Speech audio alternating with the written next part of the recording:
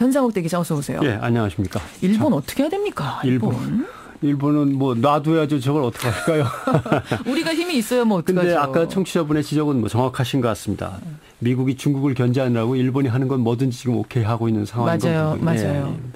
그러니까 이제 전쟁이 나면 일본이 득세하고 침략의 새로운 이제 실마리를 잡고 뭐 여러 가지 경제적인 이득도 살릴 거고 많은 게 있죠. 그러니까 한반도에서 전쟁이 안 나게 해야 되고 한반도의 긴장을 완화시키고 북한과의 교류를 확대해야 될 이 전략적인 지금 과제가 우리 앞에 있는데 우리는 뭐 있으면 붙어볼까 뭐 이런 식으로 이제 나가는 것이 정말 통일 대박이라는 목표를 갖다 어떤 대박을 지금 목표로 하기에 저런 전략이 자꾸 나오나 이제 의아했던 거고. 똑같은 얘기를 청취자 지금 0388님도 주셨어요. 우리는 남과 북이 힘을 합쳐야 되는 지금 절실한 상황이다. 있습니다. 일본이 저렇게 하는 이상. 또 하나의 문제는 국민들입니다. 일본 국민들. 왜냐하면 20년 계속되는 경기 침체를 아베노믹스가 그래도 뭔가 이렇게 뚫어주지 않을까 이제 마지막 마무리를 지어주지 않을까라고 하는 막연한 기대. 거기에 이제 우리가 마치 4대강이 우리를 잘 살게 해줄 거야.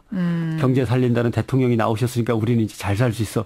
이렇게 막연하게 기대했던 거랑 똑같은 거죠. 그러니까 아베 쪽에다가 마구 질주하는 아베라고 한쪽에서는 욕을 하지만 한쪽에서는 그냥 대충 다 지원해 주는.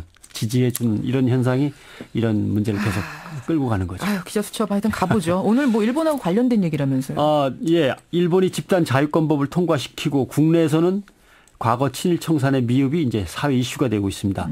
일본의 자유권법이 통과되면서 문제가 돼서 그런지 특히 이번에는 국내에서 친일 청산 미흡이 문제가 되긴 되는데 과거 일본 군국주의와 전쟁 참여 여기에 협조안이라고 친일 행적 중에서도 일본 군용기 헌납 행적, 일본의 군사적인 지원.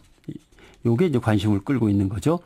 1948년 9월 재헌국회가 통과시킨 반민족 행위자 처벌 특별법상의 친일의 종류를 보면 주권을 침해하는 조약 체결에 관여한 자, 뭐 일본 정부로부터 자기를 받은 자 쭉 되다 마지막에 일제의 군용기를 헌납한 자 이렇게 대목이 나옵니다.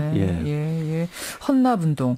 근데 저 군용기 헌납운동 얘기하는데 왜 새누리당 김무성 대표 얘기가 같이 나오는 거예요? 그 문제는 이제 분명히 얘기를 해야 될 것 같은데 연좌제 아니냐? 지나간 일을 가지고 왜 갑자기 지금 사람을 비난하느냐? 우선 김무성 대표의 부친인 김용주 전 전남방직 회장, 당시 그 경북도 의회 의원이 이 운동에 참가했다는 건 팩트입니까? 그건 팩트죠. 창씨명으로는 가네다 루슈라고 돼 있고. 그래요.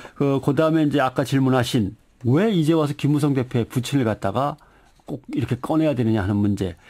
누구를 지목해서 선친과 조상의 친일 문제를 꺼내가지고 비난하는 것은 사실은 삼가해야 됩니다. 자제하고. 근데 문제는 이제 이런 거죠.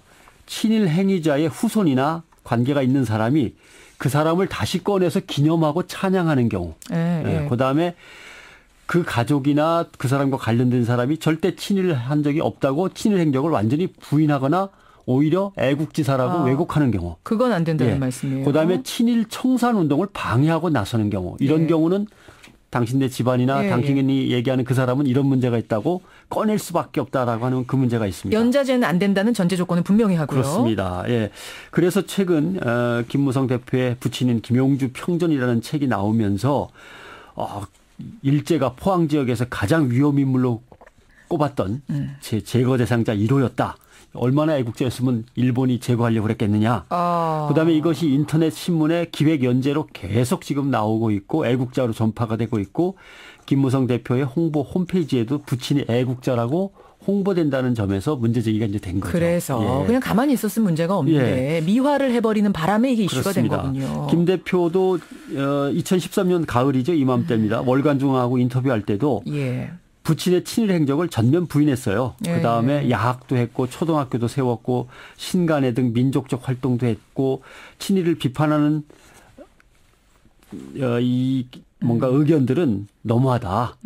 이제 이런 문제를 제기했어요. 근데 이게 또 사실입니다.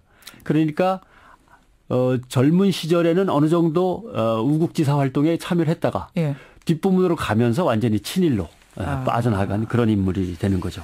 그렇군요. 친일 행적 뭐 짧게 좀 정리를 해볼까요? 많이 궁금해하시는 것 같은데. 당시에 일본의 전쟁 지원을 위해 만들어진 최대 규모의 민간 친일 단체가 있었습니다. 조선 임전 보국단이라는 게 있었는데 김용주 회장이 경상북도 상임이사를 맡았어요. 이 단체가 1941년에 만들어졌는데 경북지부는 1942년 2월에 군용기 5대를 헌납합니다. 5대. 예, 군용기 5대.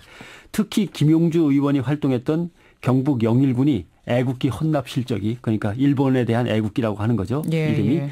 군용기 헌납 실적이 가장 좋았습니다. 아하. 모두 7대나 나중에 끝까지 가면. 예, 그다음에 알겠습니다. 뉴스타파 취재에서 또 보면 김용주 의원이 신문에 애국기 헌납 동료 광고를 냈어요.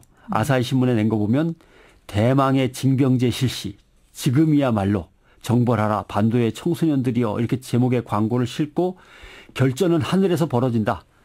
천안께 비행기를 보내자라고 해서 광고를 실었는데 여기에 김용주 씨의 이름이 실려 있다라는 지적인 겁니다. 예. 예. 어떻게 생각하십니까, 여러분? 오늘 일본 얘기 참 많이 하게 되네요. 예, 변상욱 대기자 수고하셨습니다. 고맙습니다.